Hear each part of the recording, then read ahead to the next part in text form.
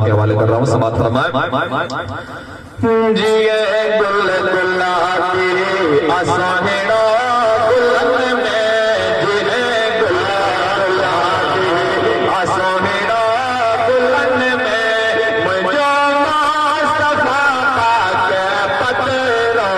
लखन में जिए गुल गुलाबी आसोहेड़ा गुलन में जिए गुल गुलाबी आसोहेड़ा